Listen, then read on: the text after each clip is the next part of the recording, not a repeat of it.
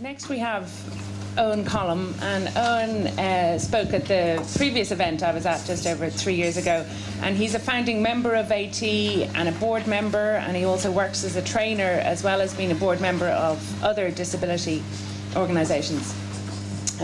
Owen, you're going to tell us, maybe start off by telling us why you got involved with AT, what roped you into it? Well, Sarah, my name's Owen Collumb, and also like Hubert, I'm originally from Longford. But I'll take you back to a stage where I had as most people would know, I had a road traffic accident when I was 21 years old. And that day, a lot of my life choices changed. I realised I had very little choice, so the choices that were available in the mid-90s were residential care. So with the aid of Cheshire, Ireland, which was probably the best service in Ireland then, I moved into a residential institution in the Phoenix Park.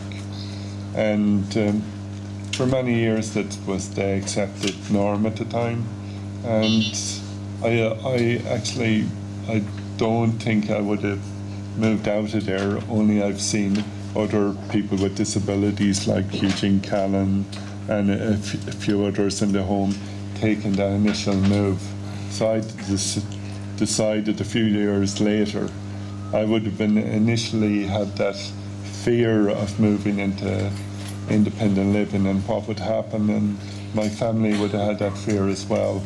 So in 2001 I took that step. I moved out into my own house, and then I moved my service from Cheshire to the IWA self-directed service, and I managed my PA service through the IWA then.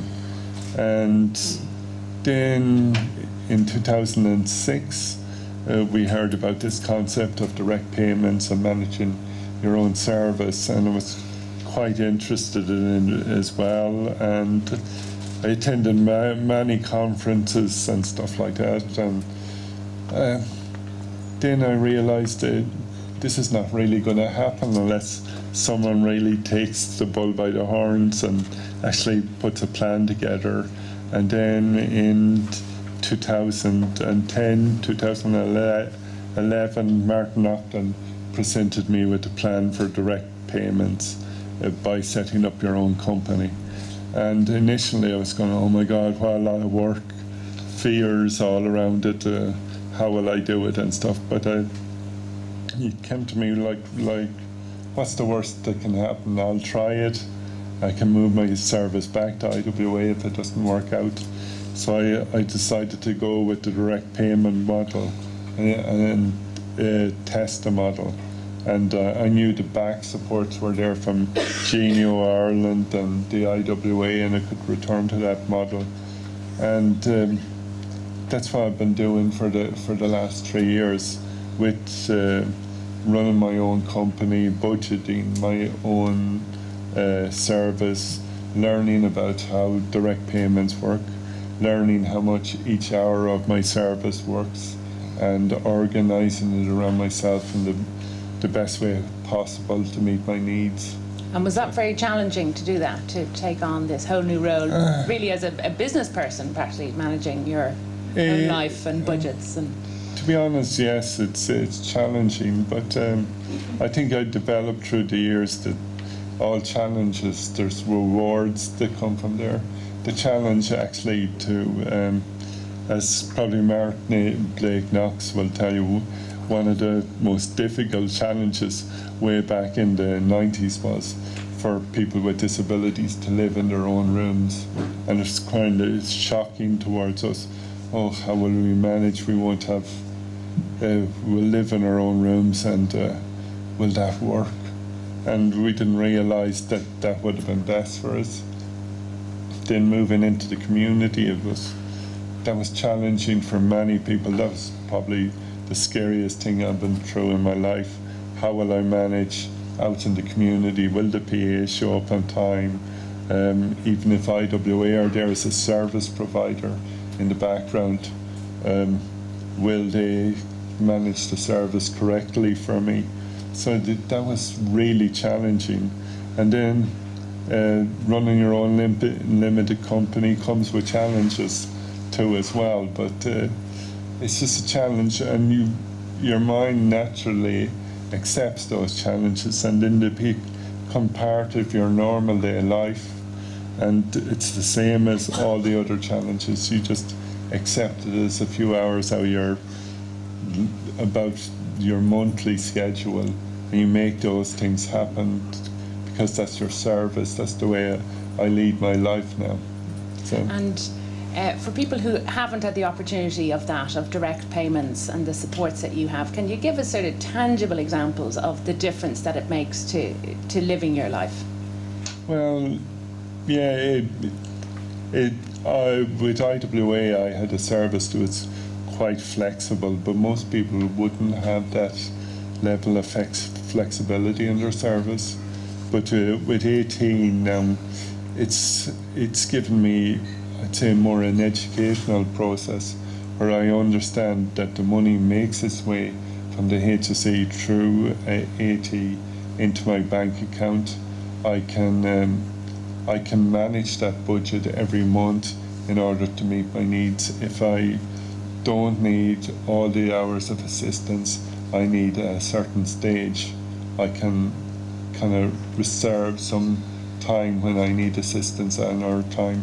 I can plan my life better, my work life, to come here today. I can organise my assistants to be here with me today, and then when I need some time off, I can organise that time off and use PAs in the afternoon and other stages in my life, which most people wouldn't have that flexibility with their service. And it also offers money to offers value to the provider, because I can have people there when I need, and there are many people with disabilities who actually have assistance when they don't need them, and because the service provider is sending someone in for 6 hours, and for instance they only need them for 4 hours. So.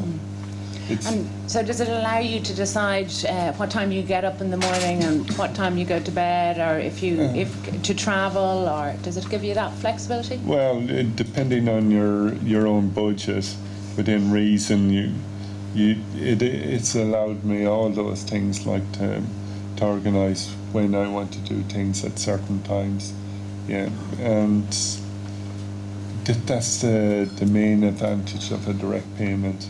You can use it. You can actually look at your bank account and say, can I afford to do these things now, within reason, where before, like, you were kind of dependent on, okay, there will be PAs at certain times, I only have a certain amount of hours in a month.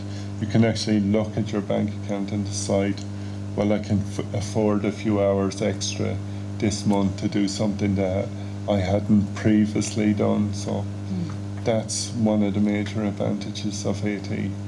And I see AT as a kind of a direct payment model where you actually could take it into other parts of funding, for instance, for your wheelchairs, for your occupational therapists.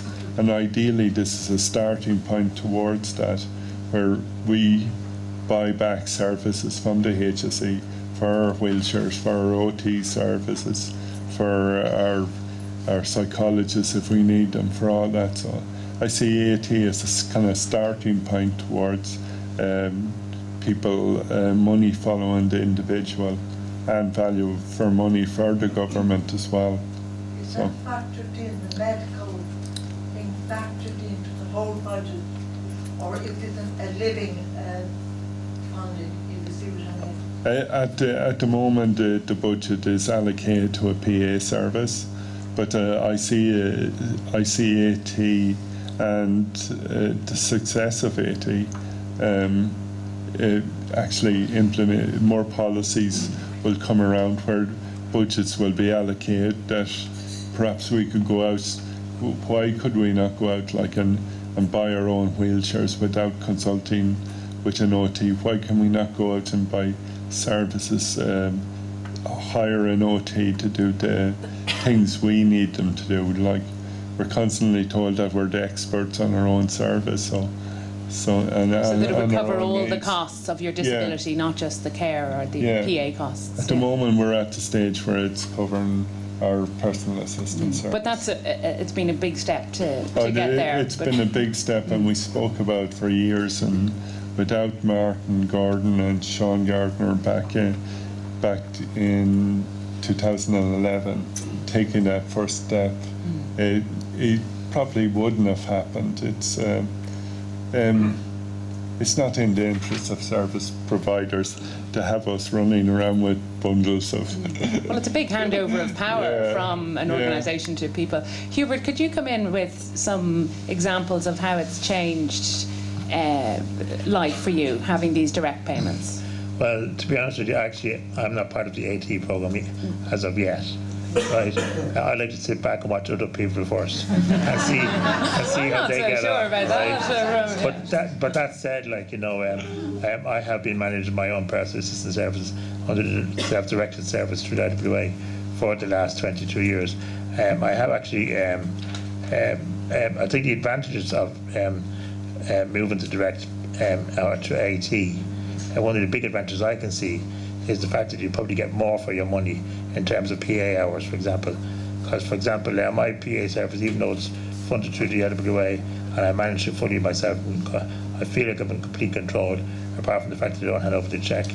But I do everything else. I do the hiring, the firing. I can manage the service practically in the same way as Owen would manage his service through AT. But the only difference is that I don't pay over the cheque. But I think the advantage for Owen is he probably would have more hours available to him for the same amount of funding that if we were both on the equivalent amount of PA hours, he would get more hours for him. So it's a better use of the money. It's better use of the money, absolutely. Like, yeah. Okay. So, yeah. Okay, we're going to let the Minister leave, although he was meant to leave 45 minutes ago, and we're going to ask Johnny and Maggie to come up to the top table, and we're going to hear from Johnny and Maggie, and then we'll open it up to the whole floor for questions. Is that okay? Or is there a woman here in the front row? Quick question. For the Minister? Yeah. Okay, go for it. Go on. I had a chance meeting with the Minister for Health a week ago, and I invited him here today, but he said that somebody would be here to represent, from government.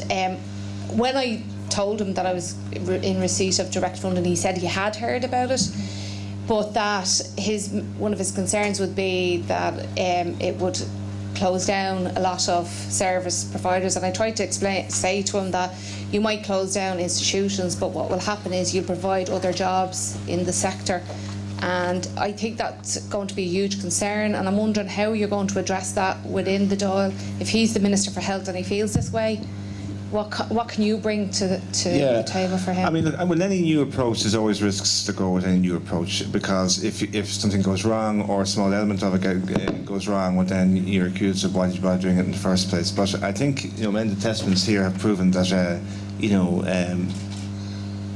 how successful it can be. I suppose it's balancing up the pros and cons, but coming from that central value system of equality and empowerment. If that's your central, position, well then that's really what should inform policy. Look, we'll have discussions around this.